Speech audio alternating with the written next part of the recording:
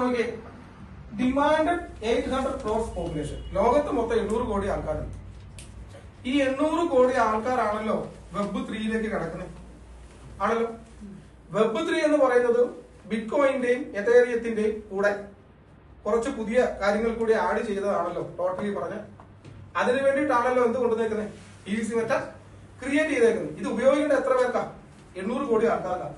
പക്ഷെ PVC മെറ്റയുടെ supply 150 കോടിയേ ഉള്ളൂ. 800 പേർക്ക് 150 കോയിന് കൂട്ടിയാണ്.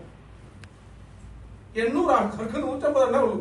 800 കോടി ആൾക്കാർക്ക് 150 കോടിയേ ഉള്ളൂ എന്ത് ടോട്ടൽ സപ്ലൈ. അതിൽ നിന്ന് എന്ത് മനസ്സിലാക്കാം? ഉറപ്പായിട്ട് ഹൈ ഡിമാൻഡ് ഉണ്ടാക്കില്ല. ഒരു സാധനത്തിന്റെ പ്രൊഡക്ഷൻ കുറവാണ്. എന്നാൽ ഇത് രണ്ടാമത് വീണ്ടും ഉണ്ടാക്കുന്നതല്ല. ക്രിപ്റ്റോക്ക് അങ്ങനെ ഒരു കാര്യമുണ്ട്. അതൊരു വൺ ടൈം പ്രൊഡക്ഷൻ ആണ്. അപ്പൊ അങ്ങനെ വരുമ്പോ ഉറപ്പായിട്ടും സപ്ലൈ കുറവും ഡിമാൻഡ് കൂടുതലുമാണ്. എന്ത് സംഭവിക്കും? സാധനത്തിന് വില കൂടില്ലേ? അപ്പൊ PVC മെറ്റൽ എന്ന് പറഞ്ഞ സാധനത്തിന് എന്താവും? വില വർദ്ധിക്കുന്ന കാര്യത്തിനകത്ത് നമുക്ക് തർക്കം വേണ്ട. അടുത്തേക്ക് നമുക്ക് വന്നാൽ ഇൻകം ഓപ്ഷൻസ് ഇൻ ക്രിപ്റ്റോ കണ്ടോ. ഈ ഒരു ക്രിപ്റ്റോ കറൻസിയുടെ കാര്യത്തിൽ ഏതൊക്കെ തരത്തിൽ വരുമാനം ആൾക്കാർക്ക് ഉണ്ടാക്കാറുണ്ട്? അതിൽ ഒന്നാമത്തെ ഒരു കാര്യം പറയാണ് എയർ ഡ്രോപ്സ്. എയർ ഡ്രോപ്സ് എന്താണ്? Some projects give free tokens users who support or use their network early. എന്ന് വെച്ചാൽ ഒരു പുതിയൊരു ക്രിപ്റ്റോ കറൻസി വരുന്ന സമയത്ത് അത് ആളുകളെ അറിയിക്കണമെന്നുണ്ടെങ്കിൽ എന്ത് വേണം? പരസ്യം വേണം, വേണ്ടേ? ഇപ്പൊ നമ്മൾ വാലറ്റ് ഡൗൺലോഡ് ചെയ്യുമ്പോൾ കാണാം ഒരുപാട് ക്രിപ്റ്റോ അതിലിങ്ങനെ വന്നേക്കുന്നത് കാണാം. പക്ഷെ അതിനൊന്നും വലിയ വിലയൊന്നും കാണത്തില്ല. കാരണം എന്താ? അത് ഫ്രീ ആയിട്ട് നമുക്ക് നൽകുന്ന ഒരു അഡ്വർടൈസ്മെന്റ് ടോക്കൺ ആണ് ശരിക്കും പറയുന്നത്. മനസ്സിലായില്ലേ? അപ്പൊ അതിന് വില വരുന്നത് പിൽക്കാലത്ത് വല്ല ആയിരിക്കാം, ഏതെങ്കിലും കുറെ വർഷങ്ങൾക്ക് ശേഷമായിരിക്കാം ഒരു പക്ഷെ വില വരുന്നത്. പക്ഷെ തുടക്കത്തിൽ എന്തില്ല, വാല്യൂ ഉള്ള സാധനമാണെങ്കിൽ വാല്യൂ തരുമോ? ഈ നേരത്തെ ഒരു വാലറ്റ് ഡൗൺലോഡ് ചെയ്തപ്പോ 1 കോടി ടോക്കൺ ഒക്കെ തന്നിരുന്നു. അതിന് 1 രൂപ വില വരുവാണെങ്കിൽ നമ്മൾ ആസ്വദിക്കും, ഇല്ലേ? ദൈവം രക്ഷപ്പെടുന്ന കാര്യം. പക്ഷെ അതിനെന്തില്ല, ഈ പറയപ്പെടുന്ന വാല്യൂവിന്റെ കാര്യങ്ങളില്ല. അപ്പൊ അങ്ങനെ ഫ്രീ ആയിട്ട് കൊടുക്കുന്ന ഒരു സംവിധാനമാണ് ശരിക്കും എയർ ഡ്രോപ്പ് എന്ന് പറയുന്നത്. അതും ആൾക്കാർക്ക് എന്താണ്? വരുമാന മാർഗമാണ് പതുക്കെയാണെങ്കിലും. രണ്ടാമത്തെ കാര്യം ട്രേഡിംഗ് ആണ്. ഈ ട്രേഡിംഗ് എന്ന് പറഞ്ഞാൽ എന്താ മനസ്സിലാക്കുന്നത്? You buy a coin when the price is low and sell it when the price is goes. വില കുറഞ്ഞു നിൽക്കുമ്പോൾ നമ്മൾ ഒരു കോയിൻ വാങ്ങുന്നു, അതിന്റെ വില കൂടുമ്പോൾ നമ്മൾ എന്ത് ചെയ്യുന്നു? അത് നമ്മൾ വിൽക്കുന്നു. ഇതാണ് ട്രേഡിംഗ്. പക്ഷെ പ്രശ്നം അതല്ല. അപ്പൊ ഏത് വാങ്ങണമെന്ന് അറിയണ്ടേ? ഏതിന് വില കൂടും, ഏതിന് കുറയും, ഇതൊക്കെ അറിയണ്ടേ? അപ്പൊ ട്രേഡിംഗ് പഠിക്കാൻ ചെയ്യാൻ പറ്റുമോ? അത് ശരിക്കും അതിന്റെ റിസ്ക് ഭയങ്കര ഹൈ ആണ്. Like stock trading, profit from price changes. Profit എന്ന് പറയുന്നത് പ്രൈസിൽ ഉണ്ടാകുന്ന വേരിയേഷന്റെ കാര്യങ്ങൾക്കനുസരിച്ചായിരിക്കും. അപ്പൊ ചിലപ്പോ പലപ്പോഴും നമുക്ക് ചിലപ്പോൾ ഇൻവെസ്റ്റ്മെന്റ് നഷ്ടമായെന്നും വരാം. കാരണം എന്താണ്? വില കുറഞ്ഞു പോയി എന്ത് ചെയ്യും? വില മെയിൻറ്റെയിൻ ചെയ്ത് വരുന്ന സമയം വരെ നമ്മൾ എന്ത് ചെയ്യേണ്ടി വരും? വെയിറ്റ് ചെയ്യുന്നതായിട്ട് വരും, അല്ലെ? അപ്പൊ അതും എന്താണ്? വളരെ റിസ്ക് പിടിച്ച കേസാണ്. അടുത്തതാണ് മൈനിങ് എന്ന് പറയും.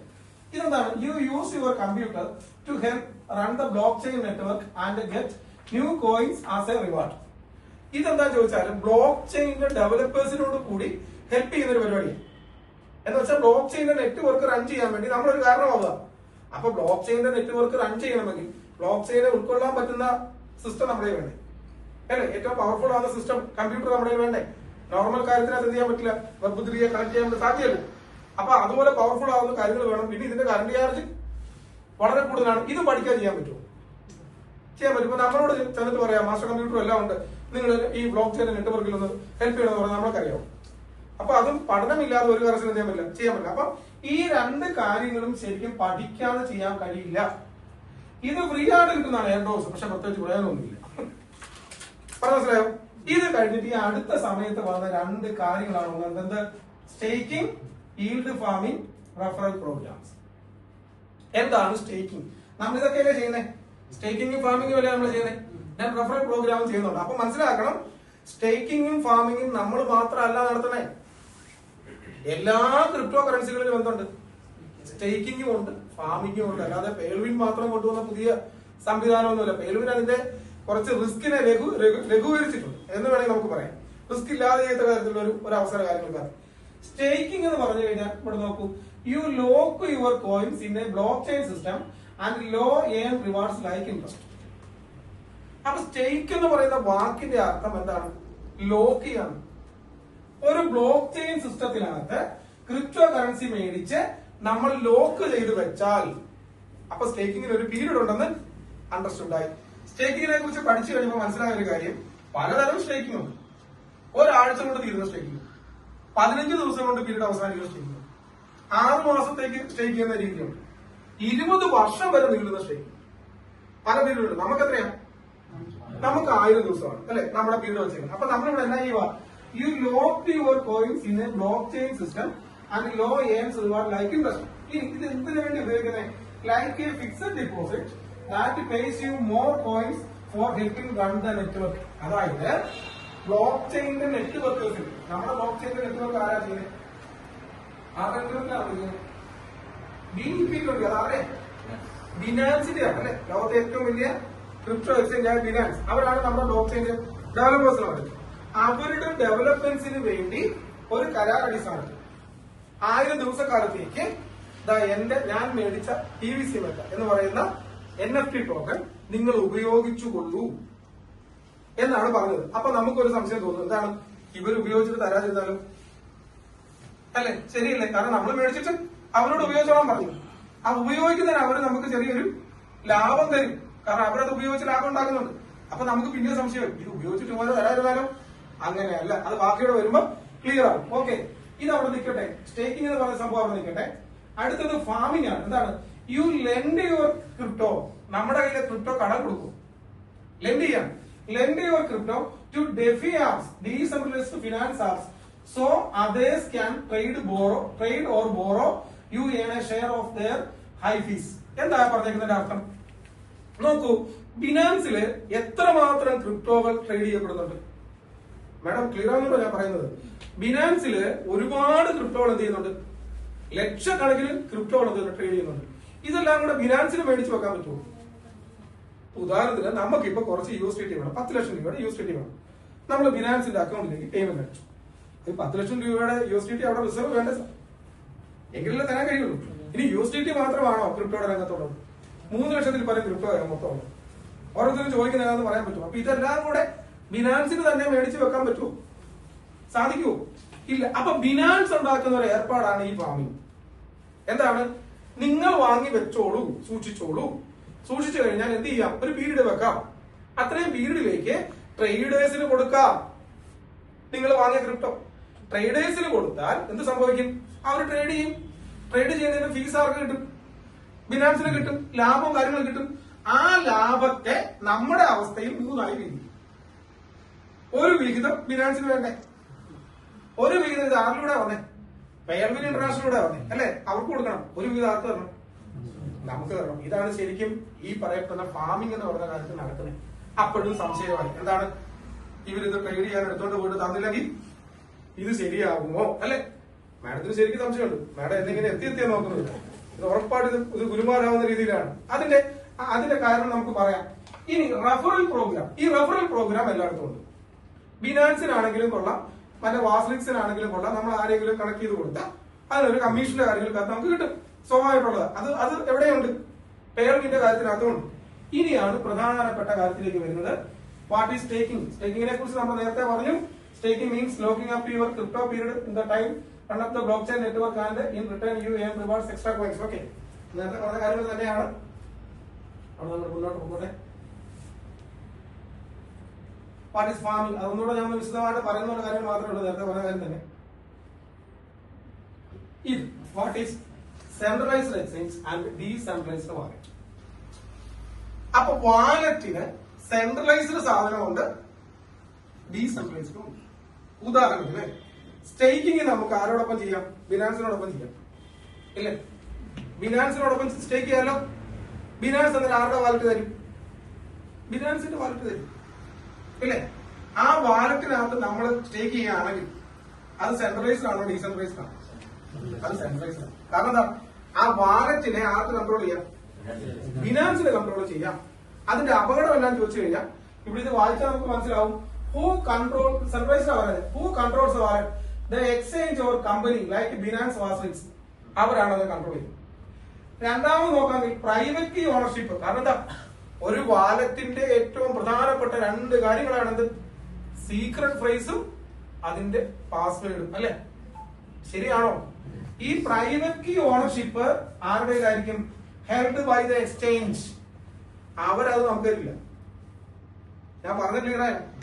ഈ വാലറ്റിനെ എപ്പോ വേണമെങ്കിലും ചുരുട്ടി കൂട്ടാൻ പറ്റിയ സാധനമാണ് ഇത്. ഏത് ഈ 12 വാക്കുകളും 12 മുതൽ 24 വരെ വരാറുണ്ട്. നമുക്ക് 12 ഉള്ളൂ. 12 വാക്കുകളും അതിന്റെ കീയും മീൻസ് അതിന്റെ പാസ്വേഡ് ഇത് ആര് തരില്ല? ഈ പറയുമ്പോൾ സെൻട്രലൈസ്ഡ് എക്സ്ചേഞ്ച് തരത്തില്ല. പകരം എങ്ങനെയാണ് access method? Login with email and password. കണ്ടോ, നമ്മൾ എങ്ങനെയാ ലോഗിൻ ചെയ്യുന്നത്? അവര് തന്ന വാലറ്റ് കീ നമ്മളെ തന്നിട്ടില്ല. നമുക്ക് പിന്നെ എങ്ങനെ ലോഗിൻ ചെയ്യാം? ഇമെയിലും പാസ്വേഡും കൊടുത്ത് ലോഗിൻ ചെയ്യാം. പക്ഷെ ഇമെയിലും പാസ്വേഡും അല്ല അതിന്റെ പ്രധാന സാധനം. പിന്നെ എന്താ? മറ്റേ ഫ്രേസ് ആണ്. ആ ഫ്രേസ് അവരുടെ കയ്യിൽ ഇരിക്കുന്നിടത്തോളം കാലം മേ ബി വേണമെങ്കിൽ എന്ത് ചെയ്യാം? അവർക്ക് അടിച്ചിട്ട് പോകാം. നമുക്കൊന്നും ചെയ്യാൻ വേണ്ടി കഴിയില്ല. ഇനി അടുത്തത് നോക്കിയേ, ടൈപ്പ് എന്താണ്? Custody type. അത് നോക്കിയേ, അനലോഗി എന്താണ്? ഇതിനെ എങ്ങനെ കണക്കാക്കാം? ഇതിന്റെ ഒരു സ്വീകാര്യത ചോദിക്കുവാണെങ്കിൽ like keeping money in a bank account. എന്താണ്? ഒരു ബാങ്കിൽ നമ്മൾ പണം സൂക്ഷിച്ചിരിക്കുന്ന പോലെയാണ്. ബാങ്കിന് വേണമെങ്കിൽ എന്ത് ചെയ്യാം? അക്കൗണ്ട് ലൂട്ട് ചെയ്യത്തില്ലേ? അങ്ങനെ നടന്നിട്ടുണ്ടോ? ഇല്ലേ? ഇഷ്ടം പോലെ അല്ലേ? നമുക്ക് ഒന്നും പറഞ്ഞ കാര്യമില്ല. അടുത്തത് custody type, custodian, someone else hold your crypto. കണ്ടോ, കസ്റ്റഡി ആരുടെയിലല്ല, നമ്മുടെയിലല്ല, പകരം ആരുടെയില്ല. ആരാണോ അത് കൈകാര്യം ചെയ്യുന്നത് അവിടെയില്ല. നമ്മുടെ ക്രിപ്റ്റോ അവരാണ് എന്ത് ചെയ്തേക്കുന്നത്? ഹോൾഡ് ചെയ്തേക്കുന്നത്. ഇനി security risk, safer from mistakes but can be hacked or frozen by company. അതാണ് പ്രശ്നം. എന്താ സേഫ് ആണോ എന്ന് ചോദിച്ചാൽ സംഗതി സിമ്പിളും ഏർപ്പാടും ഒക്കെയാണ്. മേടിച്ച് അവിടെ കൊടുത്തേക്കാം, ലാഭം തരാന്നാണ് പറഞ്ഞേക്കുന്നത്. പക്ഷെ വേണമെങ്കിൽ അവർക്ക് എന്ത് ചെയ്യാം? ഈ ഫണ്ട് അടിച്ചോണ്ട് പോകും. മനസ്സിലാവുന്നുണ്ടോ? കാരണം എന്താ? ആ വാലറ്റിന്റെ മുഴുവൻ കൺട്രോളും അവരുടെ കയ്യിലാണ് ഇരിക്കുന്നത്. ഇനി internet connection needs internet via exchange easy of use, very easy, beginner friendly. Examples Binance WazirX, main risk exchange shut down or hack, funds lost. Exchange ഒന്നെങ്കിൽ കൂട്ടി പോവുകയോ അല്ലെങ്കിൽ ഇത് അവരെടുത്തോണ്ട് പോവുകയോ ചെയ്താൽ നമ്മുടെ പൈസ പോയി. ഇതാണ് സെൻട്രലൈസ്ഡ് ആപ്പും വാലറ്റും അതിന്റെ പ്രത്യേകതകളും. ഇനി ഡീസെൻട്രലൈസിലേക്ക് വന്നാലോ? Who controls a wallet? ഇവിടെ നമ്മൾ പറഞ്ഞു എന്താണ്? ഒരു കമ്പനിയാണ് കൺട്രോൾ ചെയ്യുന്നത്. ഡീസെൻട്രലൈസ്ഡ് വാലറ്റിലേക്ക് വരുമ്പോൾ യു ഫുൾ പേഴ്സണൽ കൺട്രോൾ. ഈ ഇതിന്റെ കൺട്രോൾ അറിയില്ല. കാരണം എന്താണ്? നമ്മൾ പ്ലേ സ്റ്റോറിൽ നിന്നോ ആപ്പ് സ്റ്റോറിൽ നിന്നോ ഡൗൺലോഡ് ചെയ്തെടുത്തതാണ് ഈ സാധനം. അത് വാസ്ലിക്സ് തന്നതല്ല. മനസ്സിലാണോ? അതിന്റെ 12 കീ ആവേലുണ്ട്. നമ്മുടെ അതിന്റെ പാസ്വേഡ് ആവേലുണ്ട്. ആ പാസ്വേഡ് ആരിട്ടതാ? നമ്മൾ ക്രിയേറ്റ് ചെയ്ത പാസ്വേഡാ. അപ്പൊ എന്തുകൊണ്ട് 100% ഇതിന്റെ കൺട്രോൾ നമ്മുടെ കയ്യിലാണ്. എന്തിനാണ്? ബിനാൻസിന്റെ കയ്യിൽ പോലും എന്തില്ല? ഈ കീ ഇല്ല. ബിനാൻസിന് എന്ത് ചെയ്യാൻ കഴിയുമെന്ന് ചോദിച്ചാൽ ബിനാൻസിന്റെ കീ ഇല്ലതേ. അവരുടെ ബ്ലോക്ക് ചെയിൻ നമ്മൾ യൂസ് ചെയ്യുന്നുണ്ട്, സത്യമാണ്. ബിനാൻസിന്റെ കീ ഇല്ല. കീ ഇല്ലാതെ എന്ത് ചെയ്യാൻ പറ്റില്ല? ഫണ്ട് വലിച്ചുകൊണ്ട് പോകാൻ കഴിയത്തില്ല. ക്ലിയർ ആയോ? അതാണ് നമ്മുടെ പിടുത്തം, നമുക്കുള്ള നേട്ടം, നമ്മുടെ സെക്യൂരിറ്റി എന്ന് പറയുന്നത് അതാണ്. 2 എന്താണ്? അടുത്ത പറഞ്ഞത് private key ownership, held only by you seed phrase private key. കണ്ടോ? അപ്പൊ എന്താണ്? ആരുടെ കയ്യിലാണോ ഇതിന്റെ സീക്രട്ട് ഫ്രൈസ് ഉള്ളത് അവർക്ക് മാത്രമേ എന്ത് ചെയ്യാൻ പറ്റത്തുള്ളൂ? ഇതിനെ കൺട്രോൾ ചെയ്യാൻ വേണ്ടി സാധിക്കത്തുള്ളൂ. ഭാഗ്യവശാൽ അത് നമ്മുടെ കയ്യിലായിരിക്കണം അല്ലെ? അപ്പൊ നമ്മുടെ വാലറ്റിനെ വേറെ ആർക്കും കയറി ഇടപെടാൻ വേണ്ടി കഴിയില്ല. പിന്നെ login with secret phrase 12 or 24 words. കണ്ടോ? ഇവിടെ സീക്രട്ട് ഫ്രൈസും പാസ്വേഡും ഉപയോഗിച്ചിട്ടാണ് ലോഗിൻ ചെയ്യുന്നത്. നേരെ മറിച്ച് സെൻട്രലൈസ്ഡ് ആണെങ്കിലോ ഇമെയിലും പാസ്വേഡുമാണ്, കീ തന്നിട്ടുമില്ല.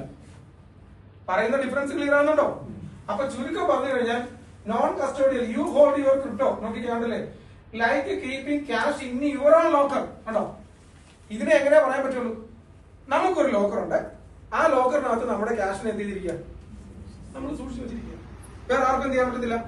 ആ ലോക്കർ എടുക്കാൻ കഴിയത്തില്ല. മനസ്സിലാവും? അപ്പൊ ചുരുക്കം പറഞ്ഞു കഴിഞ്ഞാൽ എന്താണ്? ഇനി ഇവിടെ വേറൊരു പ്രധാനപ്പെട്ട പോയിന്റ് ഉണ്ട്. Safer from hacking is secured but if you lose key funds are gone. കണ്ടോ? ആധാരം കൊണ്ടുപോയി അടുത്തയാൾക്ക് പണയം വെക്കാൻ കൊടുക്കരുത്. കൊടുക്കുമോ? അങ്ങനെ ചെയ്യുമോ? സാറ് ചെയ്യുന്നതായിരിക്കും. സാറ് ചെയ്യുമോ? ഇല്ല എന്ന് പറഞ്ഞ ഒരു ആധാരത്തിനെക്കാട്ടിലും പ്രാധാന്യമുണ്ടെങ്കിൽ ഈ പ്രൈവറ്റ് കീ, ഈ 12 സീക്രട്ട് ഫ്രൈസ് അത് നമ്മുടെ നിന്ന് പോയാൽ എന്ത് സംഭവിക്കാം? അറിയാവുന്ന കാര്യം കിട്ടിയാൽ പിന്നെ നമ്മൾ എന്ത് ചെയ്യുക? അടുത്ത അജരാർത്ഥന കൊച്ചാന്റെ കടയിൽ ചെല്ലുക, അവിടെ വെച്ച് സിന്ദൂരം മേടിക്കുക, അതെടുത്തിട്ട് നമ്മളിങ്ങനെ മേലോട്ട് ഇങ്ങനെ ചെറിയ കുറി മേലോട്ട് വരയ്ക്കാനാണ്. വേറെ ഒരു വഴി അതിന്റെ കാര്യത്തിന് അതില്ല. അപ്പൊ അത് നമ്മുടെ കയ്യിൽ നിന്ന് സംഭവിച്ചെങ്കിൽ മാത്രമേ ഉള്ളത് അങ്ങനെ ഒരു പ്രശ്നം വരത്തുള്ളൂ. അല്ലാത്തടത്തോളം കാലം എന്താണ്? ഇത് പക്ക സേഫാണ്. അടുത്തത് can be hot online or cold offline hardware wallet. കണ്ടോ? അത് കുറെ കാര്യങ്ങളുള്ള സംഭവമാണ്. എന്താണ് ഈ ഹോട്ട് വാലറ്റ്, എന്താണ് കോൾഡ് വാലറ്റ്? നമ്മുടെ വാലറ്റ് ഇത് രണ്ടുമാണ്, ഹോട്ട് വാലറ്റുമാണ് കോൾഡ് വാലറ്റുമാണ്. ഹോട്ട് വാലറ്റ് എന്ന് പറഞ്ഞാൽ ഇന്റർനെറ്റിന്റെ സഹായത്തോടു കൂടി ട്രാൻസാക്ഷൻസ് ചെയ്യാൻ കഴിയുന്ന വാലറ്റ്സിനെയാണ് ഹോട്ട് വാലറ്റ് എന്ന് പറയുന്നത്. പക്ഷെ കോൾഡ് വാലറ്റ് എന്ന് പറയുന്നത് ഈ വാലറ്റ് ഇപ്പൊ ഒരുപക്ഷെ ഇന്റർനെറ്റ് യൂസ് ചെയ്യുന്നില്ല, ഓഫ്ലൈനിൽ ഇരിക്കുകയാണ്, അങ്ങനെയാണെങ്കിൽ കൂടി ശരി ഹാക്ക് ചെയ്യാൻ പറ്റാത്ത വാലറ്റിനെയാണ് കോൾഡ് വാലറ്റ് എന്ന് പറയുന്നത്. എല്ലാം വിളിക്കും. അതായത് അതിന്റെ ലോക്കറിന്റെ കപ്പാസിറ്റിയാണ് പറയുന്നത്. അത് എത്രമാത്രം സേഫ് ആണെന്നുള്ളതാണ് ഈ പറഞ്ഞു വെക്കുന്നത്. അപ്പൊ നമുക്ക് ഇന്റർനെറ്റിൽ ഉപയോഗിച്ചോണ്ട് എന്ത് ചെയ്യാം, നമ്മുടെ വാലറ്റിനെ ഉപയോഗിക്കാം. പക്ഷെ ഇന്റർനെറ്റ് ഉപയോഗിച്ചാലും ഉപയോഗിച്ചില്ലെങ്കിലും എന്ത് ചെയ്യാൻ കഴിയില്ല, ഇതിനകത്ത് കയറി ഹാക്ക് ചെയ്യാൻ കഴിയില്ല. അത്തരം വാലറ്റിനെയാണ് കോൾഡ് വാലറ്റ് എന്ന് പറയുക. അപ്പൊ നമ്മൾ ഹോട്ട് വാലറ്റുമാണ് കോൾഡ് വാലറ്റുമാണ്, അത്ര കണ്ട് സേഫ് ആണെന്നാണ് പറയുന്നത്. ഇനി അടുത്തത് നീ ബേസിക് ക്രിപ്റ്റോ ആണ് പഠിച്ചത്, അത് സത്യമാണ്. ഒരല്പം നമുക്ക് ഈ ക്രിപ്റ്റോയെ കുറിച്ചുള്ള ഒരു ശക്കര ഒരു അറിവൊക്കെ വെറുതെ എങ്ങനെ വാലറ്റ് തുറക്കുന്നത്, ഇത് എവിടെ ഇത് കിടക്കുന്നത്, എന്ത് റിട്ടേൺ വന്നോ, ശരിയാണോ, എനിക്ക് എന്റെ പൈസ ക്യാഷ് ചെയ്യാൻ സാധിക്കുന്നുണ്ടോ, ഇത് തരത്തിലുള്ള ഒരു മീഡിയം അറിവ് നമുക്കിവിടെ വേണം. ഇനി അതിന് ഉദാഹരണങ്ങളാണ് മെറ്റാമാസ്ക്, ട്രസ്റ്റ് വാലറ്റ്. കണ്ടോ, നമ്മൾ ഉപയോഗിക്കുന്ന ഏതാ? Trust Wallet. അപ്പൊ ട്രസ്റ്റ് വാലറ്റ് എങ്ങനെയുള്ള വാലറ്റാണ്? ഡീസെൻട്രലൈസ്ഡ് വാലറ്റ് ആണ് അല്ലെ? ആ ഡീസെൻട്രലൈസ്ഡ് വാലറ്റിനകത്ത് നമുക്ക് PVC മെറ്റയോ മറ്റ് ക്രിപ്റ്റോ കറൻസിയോ മേടിച്ച് വെച്ചാൽ പേടിക്കേണ്ട ആവശ്യമുണ്ടോ? പേടിക്കേണ്ട ആവശ്യമില്ല. ഇനി അടുത്തത് losing private key or seed phrase fund lost forever. എടുത്തു പറയുക, ദയവ് ചെയ്ത് എന്ത് ചെയ്യരുത്, നമ്മുടെ സീക്രട്ട് ഫ്രേസും പാസ്വേഡും മിസ്സാക്കരുത്. അതല്ലെങ്കിൽ ഒരു കാലത്ത് ഒരാൾക്കും കളിക്കാൻ കഴിയില്ല. അങ്ങനെയാണ് നമുക്ക് വേറെ ആളെ കൊണ്ട് ഇൻവെസ്റ്റ് ചെയ്യിപ്പിക്കാൻ പേടിക്കണം. ഹലോ, പേടിക്കണ്ടായിരുന്നോ? ആളുടെ ഫണ്ട് ആളുടെ വാലറ്റ് ആളുടെ കസ്റ്റഡി ഇരിക്കുന്നു അല്ലെ? അദ്ദേഹം വിചാരിക്കാണ്ട് എന്ത് സംഭവിക്കില്ല. പിന്നെ മണ്ടത്തിനെ കാണിച്ചു വെച്ച അമ്മാവന്റെ മോൻ വന്നു, മോനെ ഇത് നോക്കിയടാ, അമ്മാവന്റെ മോൻ സുഖമില്ലാത്ത ഒരാളാണെങ്കിൽ ചിലപ്പോ എന്താവും, ഫണ്ട് ആ വഴിക്ക് പോകും. അതിലൊന്നും എന്ത് ചെയ്യുന്നില്ല, പറഞ്ഞിട്ട് കാര്യമില്ല. നമ്മൾ സൂക്ഷിക്കേണ്ട കാര്യങ്ങൾ എന്ത് ചെയ്യുക, നമ്മൾ സൂക്ഷിക്കുക. ഇനി അടുത്ത